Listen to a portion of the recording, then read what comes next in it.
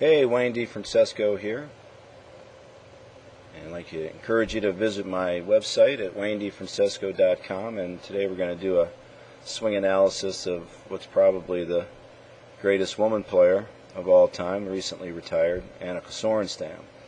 These shots were taken probably 4 years ago, maybe. I played in a charity tournament at the Cliffs down in South Carolina, and Annika played, and she warmed up in the morning, and I had the chance to get out with my camera and tripod and film her going through her bag. So these angles are perfect, and we can really do a nice look-see at her swing with an iron. It's probably a 7-iron and a driver.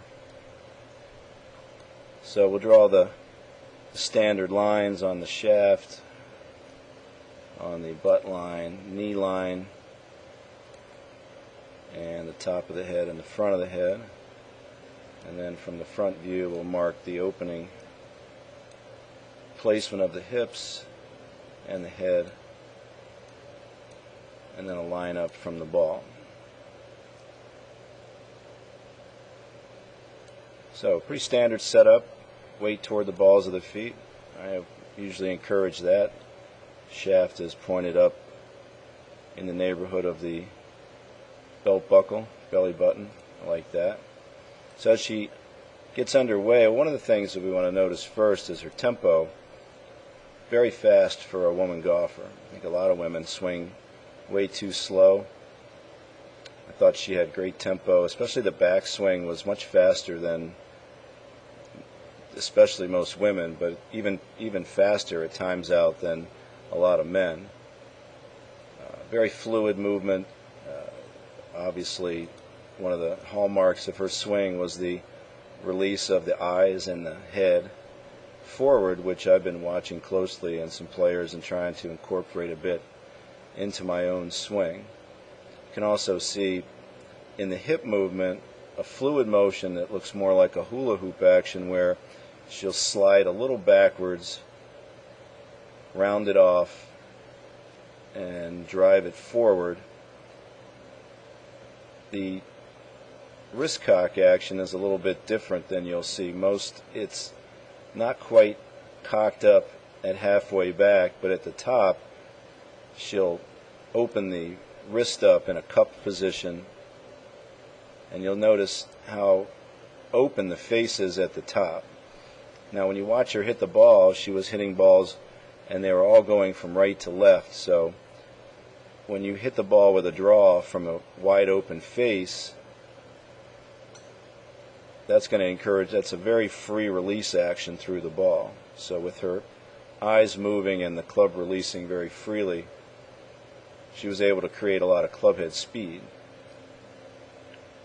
So as we watch this go back, you'll notice that the right movement in the hips goes along with a bit of right movement of the head, but that hip movement is timed out beautifully, so she really catches the wrist action right at the right time and produces a tremendous amount of trail or lag in the swing, so that by the time she gets the shaft right at parallel to the ground, the end of the grip is right over the ball.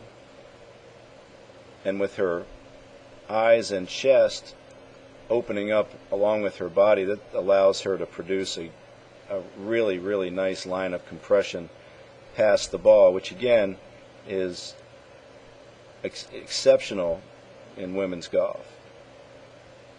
And then with that full right side release, she's able to keep pushing her waist up and get all the way up to where her left side was, or even past it, right there. Now from the back, you're going to see the club go slightly up above the shaft plane, partially due to the lack of wrist cock, but she likes to keep her right arm more in front of her, so you would call this position, when I draw my second plane line here, so that angle's 65. We started out at 54, so she's 11 degrees up, which is a bit more than you would expect. Most players are in the 6-7 range, so this would be up in front of her, As you can note, the elbow is not back to her side. Then it would keep going up, and you can see that the club face, again, pretty open up there.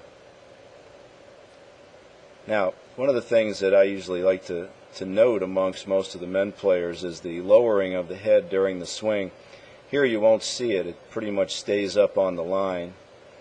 And I think when we get to the driver, we'll see that this lack of dynamic in the midsection is going to cause some shaft headaches. You can see here the shaft will tend to fall underneath her hands, but with her great timing and release, she was able to hit the ball real solid and hit it with a little bit of right to left action. So she's coming in a little bit above shaft plane with the club underneath. There's the release, a little bit out to the right. You can see the right foot release up a little bit, and the right leg get above or out of the box, and then the finish, again, a bit out of the box. So if I was working with a good player, what I would do is try to get her back into the box more, and maybe lower a little bit in the backswing, and maybe get the club a little deeper. But then again, if you watch what she does in the forward swing, just like Allenby does, the vertical motion and then the drop back of the hands, watch where the end of the club falls. It's going to hit that backswing line perfectly. So that finding of that downswing plane is going to keep anything from getting out over the top. So she would just drop the thing back, open up her eyes to the target, and let the thing swing through. And if we go to the driver swing, I think this is where we see a little bit of a headache as far as where the club comes from. So again, when you see the sort of undynamic movement in the waist, meaning there's no compression or lowering, what you're gonna find is this type of up and then drop back movement is going to tend to get stuck a little bit. So this is slightly underplane, and you can see it swing out to the right, and again the hips end up out of the box to the right. Now it almost looks like there's a little let go in the grip up there, and as you'll watch from the front side, the hip's going to again have a little bit of a slide back, and then that hula move back to the ball.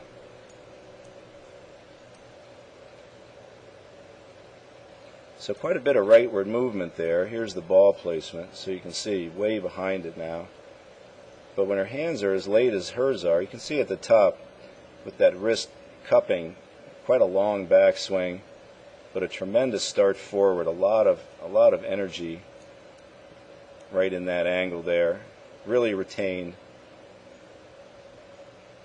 And when that thing comes in late, she needs plenty of space to release this club, so you'll see as the club comes by, it's got room to even up with the ball, which is one of the keys to hitting the driver. Is you don't really want your hands in front of it. You want a full release right into the ball with the right arm straightening.